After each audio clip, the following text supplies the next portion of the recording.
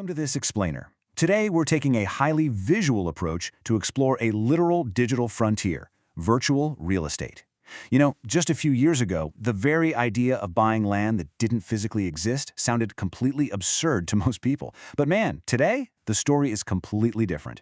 As the digital landscape rapidly shifts, investors are absolutely piling in. So, we're going to break down exactly what's happening here step by step.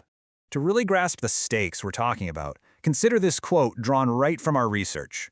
A lot of folks looking at the massive potential upside of today's market compare getting in early to buying land in Manhattan during the 1800s. That is a staggering comparison, right? It perfectly highlights just how much room for growth some investors are seeing. But make no mistake, this is totally uncharted territory. Here's our roadmap for today. First, welcome to the Metaverse. Second, defining digital real estate. Third, how NFT ownership works. Fourth, where to claim virtual land. Fifth, the massive potential upside. And finally, surviving the Wild West. We'll build up that technical foundation first, and then we'll tackle the risks and rewards. Section 1. Welcome to the Metaverse. Okay, let's dive into this.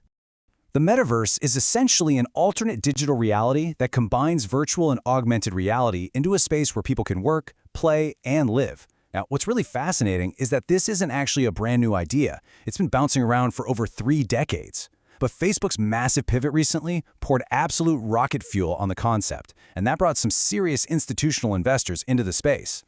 Actually entering it is a pretty simple 3-step procedure. Step 1, put on your VR glasses. Step 2, create your digital avatar. And Step 3, enter a digital world. Once you're in, you can shop, hang out at concerts, or, and this is our main focus today, buy real estate. Section 2. Defining digital real estate. To really wrap our heads around this, we have to look at how digital assets have evolved over time. We all know that premium internet domain names like Hotels.com hold massive value, right? But today, digital real estate is far more literal. It actually means owning specific, virtual blocks of land that exist securely on blockchain technology. Let me make this tangible for you with a fantastic analogy straight from our source material. Think about physical real estate. Let's say owning a legendary venue like Wrigley Field. Now compare that to its digital equivalent. Pop star Justin Bieber has actually hosted digital concerts before. In the Metaverse, someone can theoretically own the virtual arena where he's performing. If you own that arena and you start charging people admission to attend that digital concert, well, the mechanics of your investment are practically no different than owning a massive physical stadium. Section 3. How NFT ownership works. So how do you stake a claim? Well, you purchase an NFT attached to that specific virtual plot. We know NFTs initially blew up as a way to trade digital art, but their utility has rapidly expanded. They now act as irrefutable digital certificates of ownership for these metaverse plots.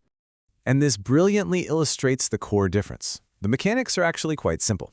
Physical land gives you a paper deed, whereas digital land gives you a unique cryptographic code.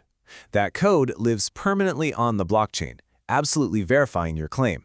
Once you hold it, it's entirely yours to rent, build on, sell, or just hold on to. Section 4. Where to claim virtual land. Now here's a really vital caveat. There is no single official metaverse. Decentraland is arguably the most popular virtual world right now, but there are plenty of others. It's kind of like trying to explain social media to your grandfather. You have to choose between Twitter, TikTok, or Facebook. The metaverse is a highly fragmented marketplace. Investors have to navigate competing platforms built on entirely different blockchain networks, so deep, thorough research is absolutely essential here. Section 5. The massive potential upside. Now, what's really interesting about this slide is the sheer scale of the numbers. Check this out. In June of 2021, a single piece of virtual land in Decentraland sold for more than $900,000. Almost $1 million for virtual dirt. And the crazy part is that it wasn't an anomaly. Prime lots in these worlds routinely command hundreds of thousands of dollars. You might be wondering, why are investors paying these staggering prices? It comes down to utility and the potential to earn a solid, regular income. It's not just about buying and holding. If you own virtual land, you can host exclusive events or parties and charge admission.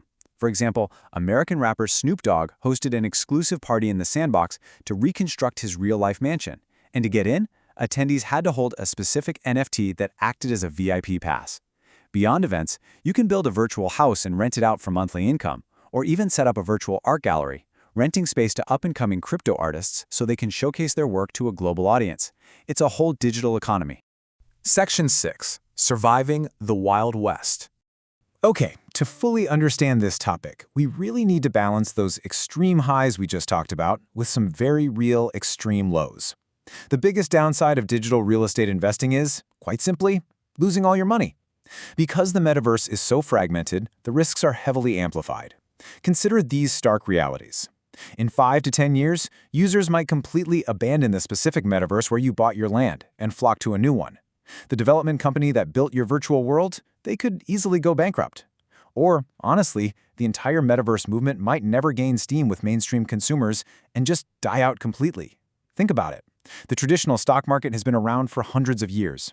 It has thousands of resources you can tap into for concrete, historical data. Digital real estate lacks all of that history. So the crucial point is exactly what our research says. Digital real estate is currently the Wild West. Nobody has concrete answers right now. If you're going to enter this space, you absolutely have to do your own research, trust your gut, and above all else, never, ever invest money that you aren't completely comfortable losing. It's a truly fascinating shift in how we perceive value, utility, and ownership in an increasingly digital world. As we look at our final slide today, I want to leave you with this question to ponder.